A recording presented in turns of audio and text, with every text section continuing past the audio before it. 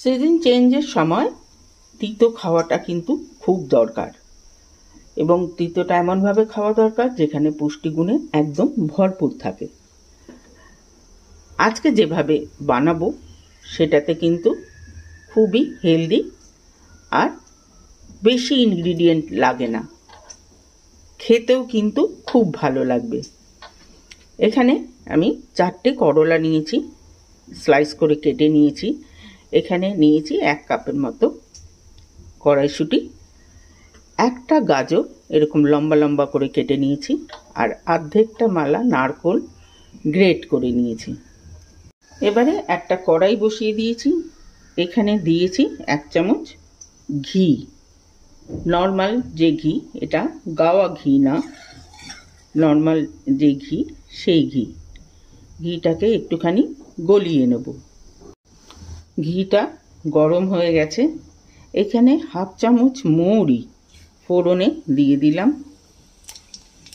মৌরিটা একটুখানি জাস্ট ভাজা হবে। একটুখানি ভাজা হয়ে গেছে। এবারে একে একে সবজিগুলো সব দিয়ে দেব।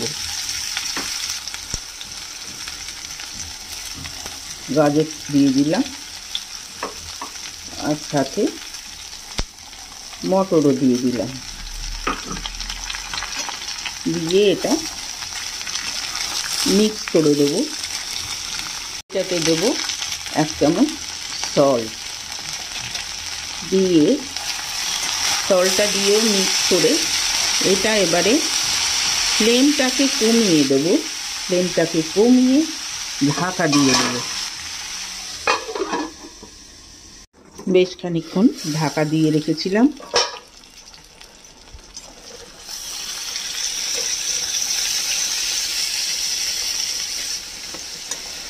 সব নরম হয়ে গেছে।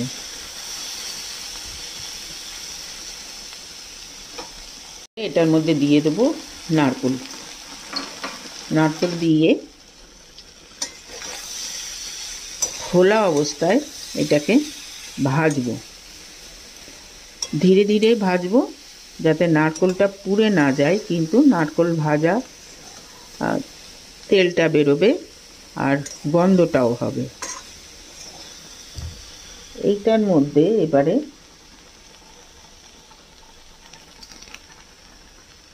দিয়ে দেব কিছু কারি পাতা।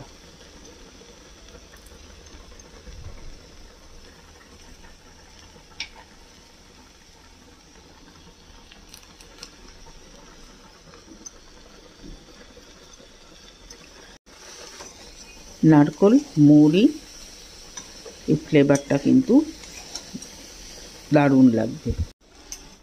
প্রায় মিনিট 5 ধরে এটাকে ধীরে ধীরে ভাজা ভাজা করে নিয়েছি। নারকেল ভাজার একটা গন্ধও বেরিয়েছে, আর গাজরের যে সুইটনেস রয়েছে, নারকেলের যে সুইটনেস রয়েছে, সেইটা কিন্তু এই করলার তিতোটাকে অনেকটাই ব্যালেন্স করে দেয়। খেতে অসাধারণ লাগে। ব্যাস তৈরি হয়ে গেল। এটার মধ্যে সেরকম কোনো মশলাও পড়ে না, কিন্তু খেতে অসাধারণ লাগে। কেমন লাগলো রেসিপি? যদি ভালো লেগে থাকে তাহলে অবশ্যই কমেন্ট বক্সে জানাবেন, লাইক করবেন, শেয়ার করবেন ফ্রেন্ডস অ্যান্ড ফ্যামিলিদের সঙ্গে। সাথে আমার চ্যানেলটিকে সাবস্ক্রাইব করতে ভুলবেন না। আজকে তাহলে চলি, নেক্সট দিন আরেকটা এরকম মজাদার খাবার নিয়ে আসবো। সবাই ভালো থাকবেন, সুস্থ থাকবেন। ওকে দেন, বাই।